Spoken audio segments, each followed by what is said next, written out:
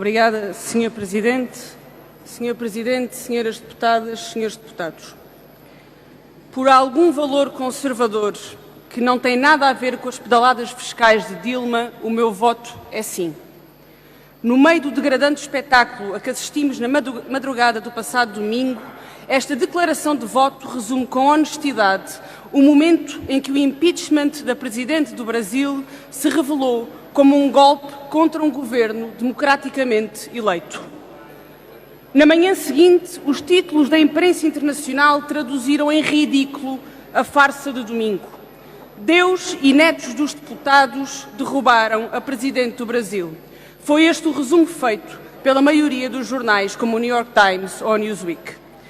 Depois das declarações de voto de 367 deputados a favor do impeachment, já não é possível branquear aquilo que aconteceu.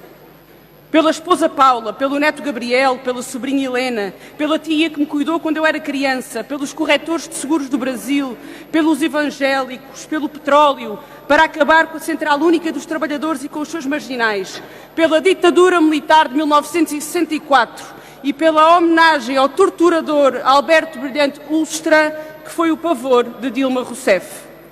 Quem, em Portugal, se prestou ao papel de claque dos golpistas da direita brasileira, agora só pode calar-se com vergonha.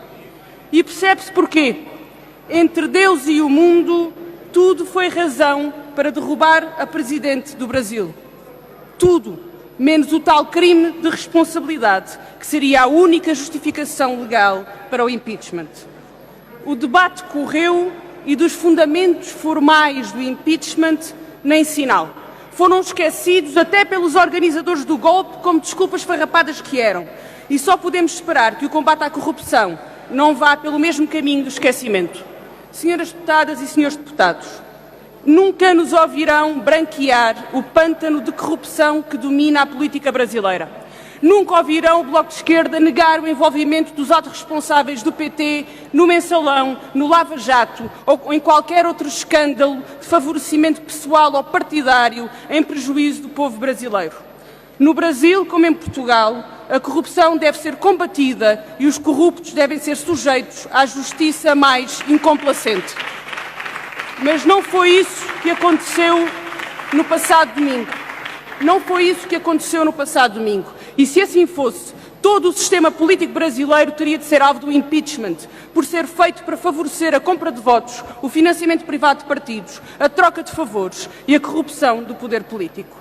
Se alguma coisa poderia ter evitado o desfecho inconstitucional desta história, era a reforma política e a democratização do sistema político que o próprio PT prometeu e falhou em cumprir.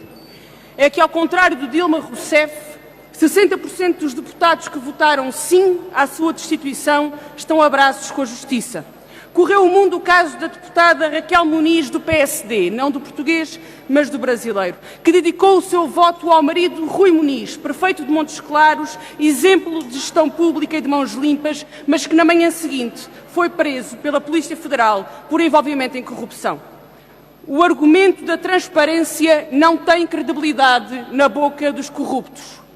Falemos dos organizadores do golpe. Michel Temer, atual vice-presidente e pretende sucessor à presidência, é suspeito na investigação do Lava Jato.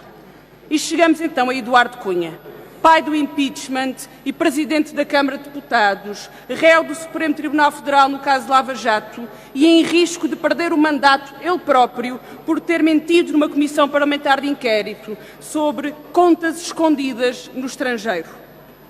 A verdade é que o processo de cassação do presidente da Câmara, Eduardo Cunha, corre muito mais lento do que correu o processo de impeachment de Dilma Rousseff. E vamos ver se o agradecimento da direita brasileira a Eduardo Cunha pelo impeachment de Dilma Rousseff não é a amnistia e a impunidade pelos crimes que cometeu. No final de 72 horas de discussão na Câmara dos Deputados, há uma pergunta que é obrigatória.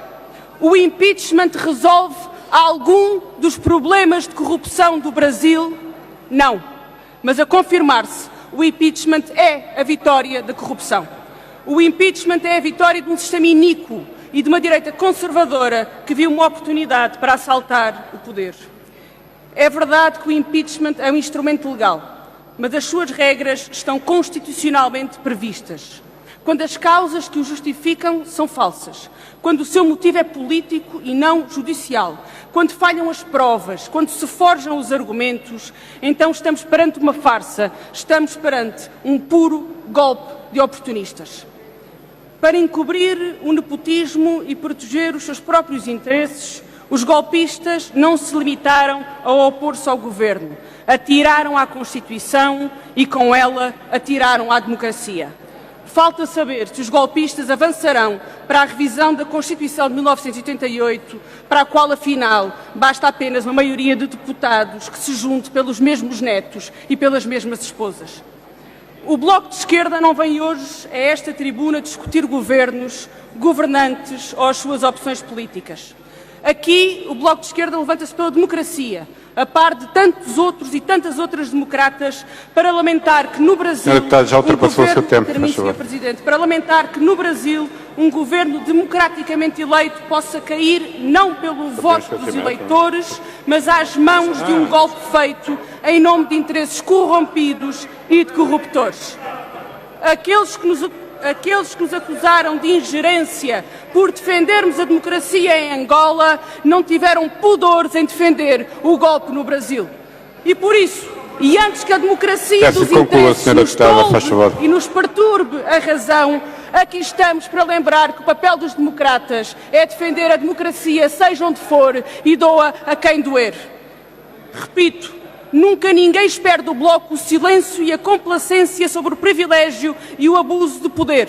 Mas hoje, depois de tudo aquilo que aconteceu no Brasil, eu pergunto aos senhores e às senhoras deputadas da direita se acham mesmo que é pela democracia e pela transparência que se movem os golpistas no Brasil. Já ultrapassou o seu tempo, largamente.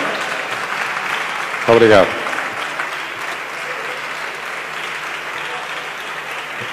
Senhora deputada, tem